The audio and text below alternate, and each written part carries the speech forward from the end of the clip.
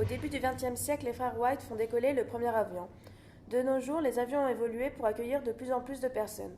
Comment l'A380 arrive-t-il à voler avec 950 passagers? Pour comprendre, prenons les principes fondamentaux de vol d'un avion. L'avion en vol est soumis à 4 forces: la portance due à la géométrie des ailes, la traînée due à l'aérodynamisme de l'avion, le poids de l'avion et la poussée par les moteurs. On veut que l'avion prenne de l'altitude et avance. Il faut donc que les plus grandes forces soient celles de poussée et de portance.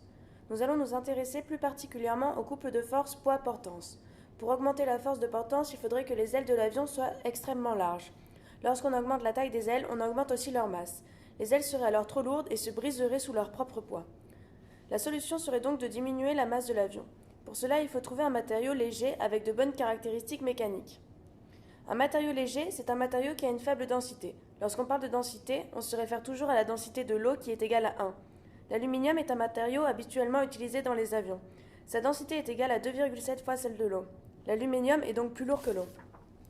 Les aciers, eux, sont aussi très utilisés comme matériaux de construction. Leur densité est environ 8 fois supérieure à celle de l'eau. On comprend donc pourquoi l'aluminium, plus léger qu'un acier, est utilisé pour la construction d'avions. Vérifions maintenant si l'aluminium a des caractéristiques mécaniques suffisantes.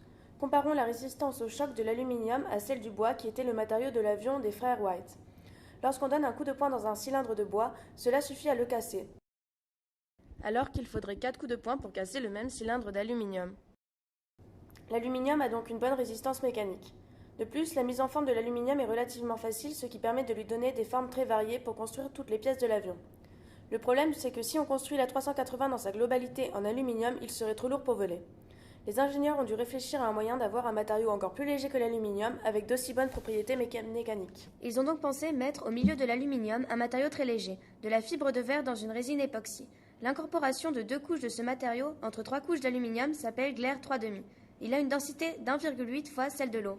Calculons la densité de glaire 3,5. Il contient 60% d'aluminium et 40% de verre époxy. On obtient une densité finale de 2,34 fois celle de l'eau. En mélangeant plusieurs matériaux, on crée un matériau composite. L'avantage des composites est qu'on crée un matériau à notre convenance suivant les différentes propriétés qui nous intéressent. Intéressons-nous maintenant au cas de l'A380. Au niveau du corps de l'avion, l'aluminium a été remplacé par du glaire 3,5. La partie qui maintient les ailes a elle été construite d'un autre composite, de la fibre de carbone. De la fibre de verre a aussi été utilisée. En allégeant l'A380 avec l'utilisation de matériaux composites, il a été possible de le faire voler, ce qui n'aurait pas été le cas avec de l'aluminium. Réduire le poids des avions a aussi une dimension écologique pour la diminution de consommation de kérosène. De nouveaux matériaux à base de mousse sont à l'étude pour encore réduire le poids des avions.